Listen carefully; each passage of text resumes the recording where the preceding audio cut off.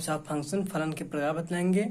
उसमें पहला है एकाकी फलन। चलिए हम सबसे पहले एकाकी फलन के पहले शुरू कर लेते हैं। फलन क्या होता है? फलन क्या होता है, चलिए शुरू करते हैं। फलन क्या होता है? माना ए व बी दो अरिक्त समुच्चय है। क्या माना ए व बी दो अरिक्त समुच्चय। अब समुच्चय ए के प्रत्येक अवयव का, क्या प्रत्येक अवयव का किसी संबंध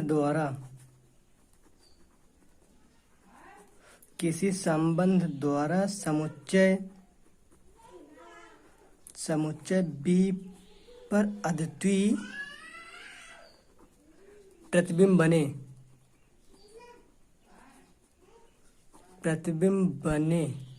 तो इस प्रकार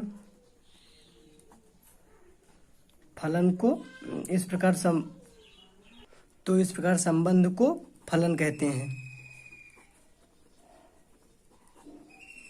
क्या है? माना ए व बी दो अरिक्त समुच्चय है। ए व बी दो अरिक्त समुच्चय लेते हैं। अरिक्त मतलब जिसमें कोई अवयव हो ना हो, जब नहीं होगा तो रिक्त हो जाएगा। ए के प्रत्येक अवयव का किसी संबंध द्वारा समुच्चय बी पर अद्वितीय प्रतिबिंब बने तो इस प्रकार संबंध को फलन कहते हैं। और इसका चित्र मतलब प्रतीक रूप क्या होता है? मतलब ए से बी पर प्रतिबिंब बना। हम एक एग्जाम्पल के द्वारा आपको डोमेन, कोडोमेन, रेंज ये सब बता देंगे।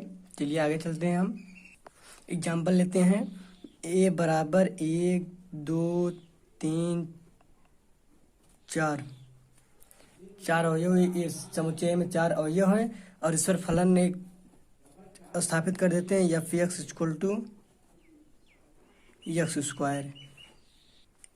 मतलब समुच्चय ए के प्रत्येक अवयव का वर्ग करने पर बी पर अद्वितीय प्रतिबिंब प्राप्त होगा।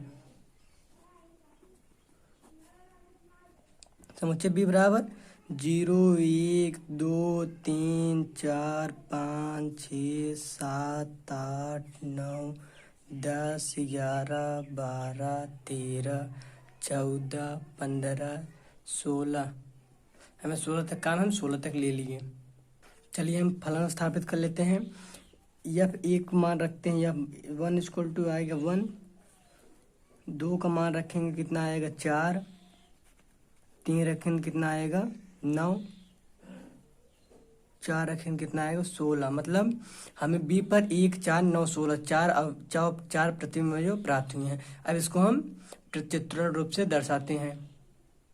चलिए क्या आया था जब 1 का किए थे तो क्या आया था? 1 पे 1 आया था, 2 पे 4 आया था। 2 को 4 से लाइनिंग कर देते हैं और 3 का 9 आया था, 9 पे हो गया। और 4 का 16 पे हो गया। इस निरूपण को तीर आरेख ये क्या उसका हो गया डोमेन, ये हो गया कोडोमेन। अब जो हम बनाएंगे उसको क्या कहते हैं? रेंज कहते हैं। मतलब रेंज क्या होता है?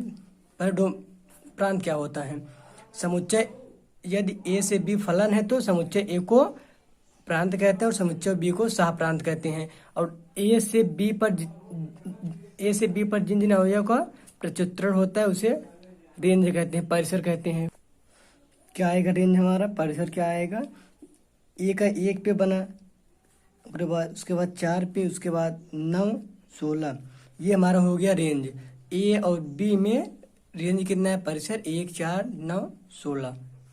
आप लोग समझ गए होंगे। अब हम आगे बढ़ते हैं फलन के प्रकार पर। प्रांत, सह प्रांत, परिसर की हम परिभाषा बता दे रहे हैं। मानव फलन ए और बी इस प्रकार परिभाषित है कि मतलब परिभाषित होगा बस। समुच्चय ए को प्रांत कहते हैं तथा समुच्चय बी को सह प्रांत कहते हैं। अब समुच्चय ए के द्वारा अद्वितीय प्रतिबिंब समुच्चय बी पर जो बनता है उस प्रतिबिंब को मिलाकर जो एक नए समुच्चय बनता है उसको हम परिसर कहते हैं। जैसे इसमें देखिए, इसमें क्या था? यह डोमेन था, ये कोडोमियन था, इसमें मिलाकर जो प्रतिबिंब बना उसे क्या कहते हैं? रेंज कहते हैं, पाइसेर। एकाकी फलन क्या होते हैं? एकाकी फलन बताते हैं। यदि किसी फलन में प्रांत के भिन्न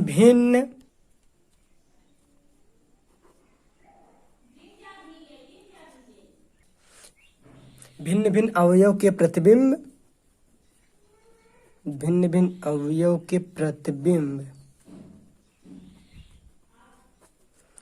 भिन्न हो। क्या हो? मतलब अलग अलग हो। या समान अवयव के प्रतिबिंब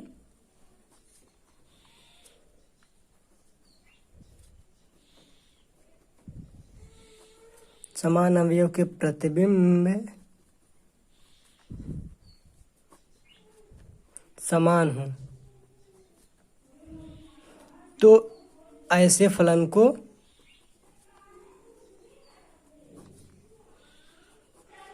एकाकी फलन कहते हैं या वन वन फंक्शन कहते हैं।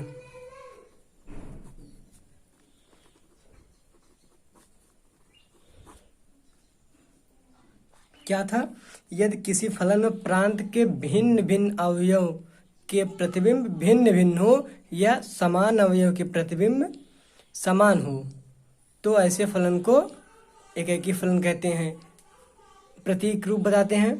इसका प्रतीक रूप क्या होता है? प्रतीकात्मक रूप।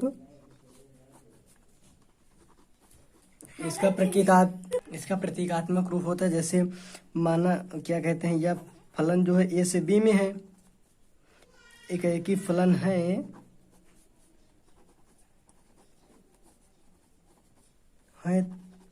तो इसका प्रतीक रूप होगा, यदि x1 does not equal to x2 तो f of x1 does not equal to f of x2। x1 for every x1 comma x2 belong to set A। और दूसरा नियम क्या था? यदि अवयव समान हो तो x1 इक्वल टू x2 तो f of x1 equal to f of x2 for every x1 comma x2 belong to set A। यदि अवयव समान है तो प्रतिबिंब समान होने चाहिए, यदि अवयव भिन्न है तो प्रतिबिंब भी भिन्न होने चाहिए। अब इसका हम आप सभी लोगों को चित्रात्मक रूप बता देते हैं। इसका चित्रात्मक रूप बताते हैं। माना समुच्चय A इक्वल टू ABC और B इक्वल टू 1 2 3 4 1 2 3 4 ले लिए। अब इसका चित्रात्मक बताने के लिए क्या करेंगे? सेट ए में A B C और सेट बी में क्या कर देंगे? 1 2 3 4। अब हम इसमें A का चित्रात्मक A से कर दिए और B का 2 से कर दिए और C का 3 से। क्या हुआ? A का 1 है और B का 2 है, मतलब A और B दोनों आपस में बराबर नहीं है और इसका प्रतीक रूप भी आपस में बराबर नहीं है। बस अब एक एग्जाम्पल बताते हैं। एक बात और, इसमें एक अवयव का सिर्फ एक ही प्रतिबिंब बनता है, एक अवयव का 2 प्रतिबिंब नहीं बनता। समझ में आया? एग्जाम्पल क्या है? R वास्तविक संख्याओं का समुच्चय है। सिद्ध कीजिए कि फलन एकाकी फलन है। F such that R related to R, मतलब real number related to real number, और Fx ये फलन है, फलन Fx Ex है। यदि हम इसके लिए क्या करेंगे? x1 does not equal to x2 लेते हैं तो f of x1 does not equal to f of x2 होगा, और f ऑफ x1 निकालेंगे तो क्या आएगा? e की पावर x1 आएगा, और f ऑफ x2 निकालेंगे तो क्या आएगा? e की पावर x2 आएगा। तो f ऑफ x1 क्या आया? e की power x1 does not equal to e की पावर x2। तो ये जब देखो जब हमारा क्या सिद्ध करना था, एक ही फलन है, एक ही फलन के लिए हमने क्या है, x1 और x2 दो अवयव लिए, दोनों आपस में बराबर नहीं है, तो जो उसका फलन जो होगा ये ऑफ x1 ये ऑफ x2, यहाँ x1 यहाँ x2 है, तो उसका फलन भी आपस में बराबर नहीं है।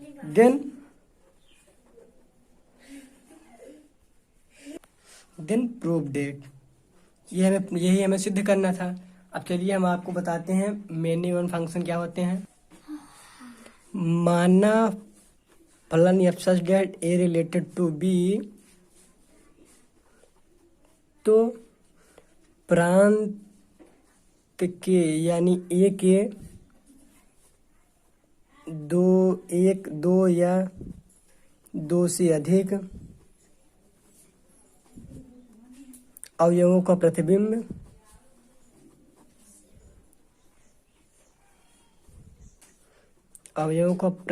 एक हो, एक ही अवयव हो, तो इस प्रकार फलन को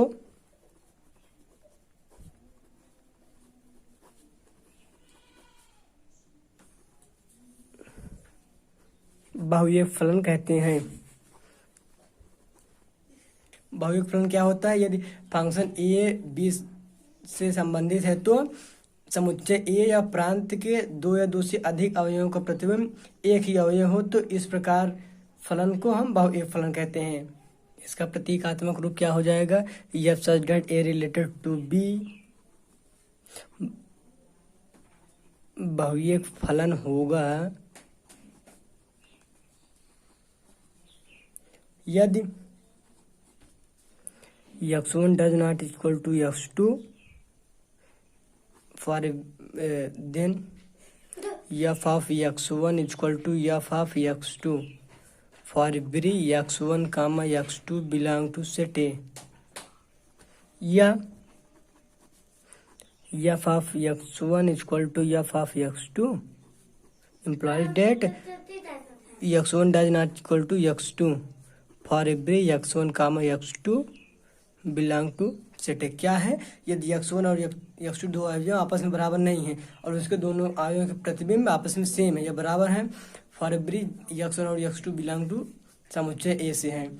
उसी का उल्टा ये दो रूप में बता सकते हैं, आप लोग चिंता ना करें तो आप आ जाए तो चित्रात्मक रूप क्या हो जाएगा, माना F such that A related to B, समुच्चय ए इक्वल टू क्या है, A B C D, B equal to 1 2 3 4 ना। इसको हम चित्रात्मक रूप से कैसे बताएंगे, सबसे पहले चित्र बना लेते हैं।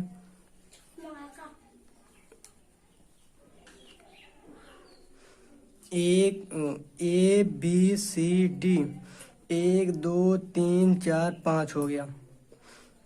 ए बी, इसमें क्या करेंगे, ए का ए से मतलब बना दिए प्रतिबिंब और बी का भी ए से बना दिए, सी का 2 से, डी का 3 से। क्या हुआ, इसमें ए का प्रतिबिंब कितना आया, 1, और बी का प्रतिबिंब भी 1 आया। दो अवयव समान में है, नहीं है, बल्कि दोनों का प्रतिबिंब आपस में समान है। इस प्रकार फलन क्या कहते हैं, हम बहुविक फलन कहते हैं। ये इसका हो गया दर्शाने की विधि। गाइस हम नेक्स्ट एग्जाम्पल लेते हैं। इसमें क्या है, माना ए इक्वल टू समुच्चय -2 2 -3 +3 तथा बी इक्वल टू 1 4 8 9 है। फलन F such that A related to B में ये संबंध बी से F X equal to X square, मतलब एफ एक्स या मतलब एक समुच्चय का जब हम एफ एक्स निकालेंगे तो एक्स स्क्वायर के रूप में आ रहा है। तो यह फलन बहुविक फलन है कि नहीं, ये हमें बताना है। चलिए हम सबसे पहले देख लेते हैं। ए इक्वल टू दिया है -2 2 -3 3 और बी इक्वल टू दिया है 1 4 8 9। चलिए हम ए के अवयव को रखकर बी के मान निकाल लेते हैं।